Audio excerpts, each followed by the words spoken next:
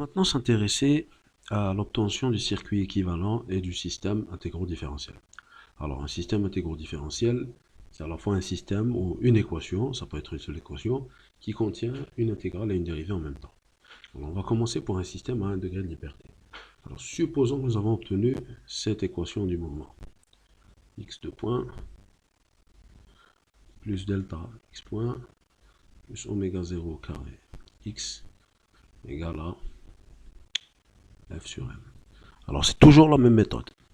Alors ça a toujours été comme ça. Donc on revient à l'étape 1, on revient à l'étape où avant on avait divisé, ou avant de diviser par m. C'est-à-dire alpha x point plus k x égale à f. C'est-à-dire on revient à l'étape avant de diviser par m, avant de normaliser l'équation.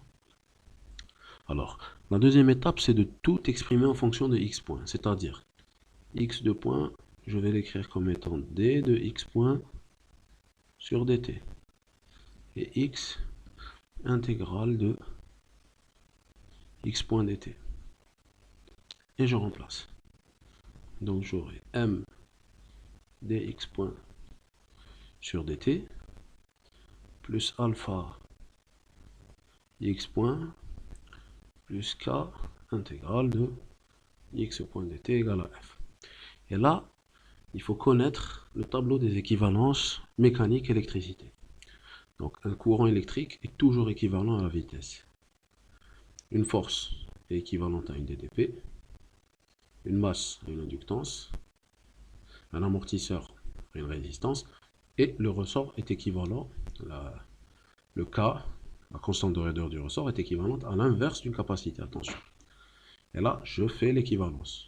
Donc je reprends mon équation précédente, je remplace M par L, donc j'aurai L dI sur dt plus RI plus 1 sur C I dt égale à, par exemple, à petit e, la FE.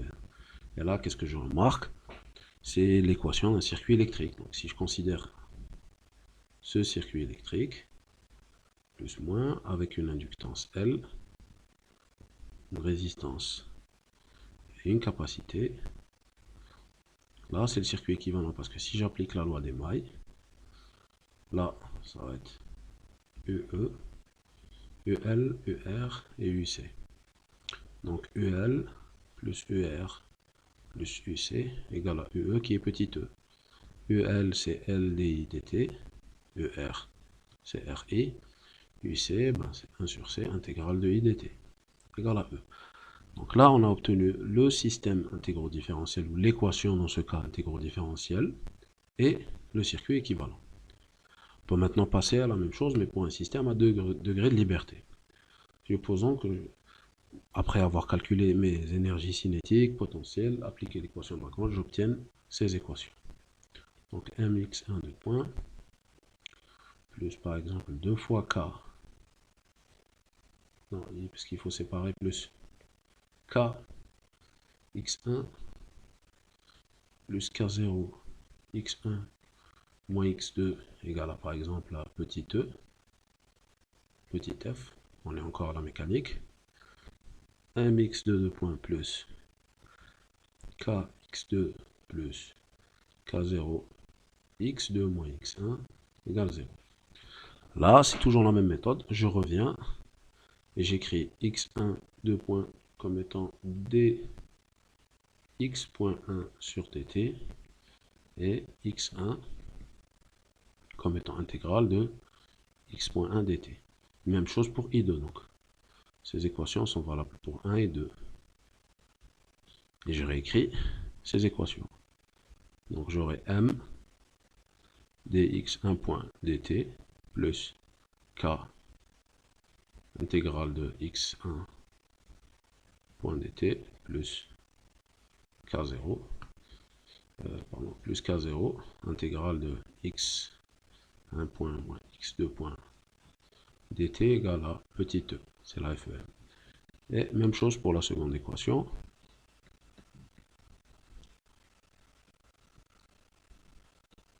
Voilà.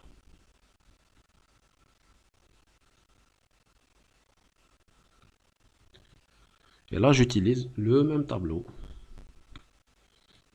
Et j'obtiendrai toujours L DI1 dt plus 1 sur C I1 dt plus 1 sur C0 I1 moins I2 dt égale à petit e, parenthèse ici, L I2 dt plus 1 sur C I2 dt plus 1 sur C0 I2 moins I1 dt égale à 0. Et si je remarque bien, ici, c'est un système comme ça. On a ici petit e, on a ici L, on a ici C0 qui est entre deux circuits, on a C, ici on a ce même L, et ici on a C. Donc là, c'est E, il y a un courant I1 qui circule, ici il y a un E, donc là il y aura I2, et là il y aura un certain courant I qui va passer, et ça c'est ce qu'on appelle un condensateur de couplage. Si vous appliquez les lois des mailles, vous allez retrouver les deux équations précédentes. Donc ça, c'est le système intégro-différentiel équivalent, et ça, c'est le circuit équivalent.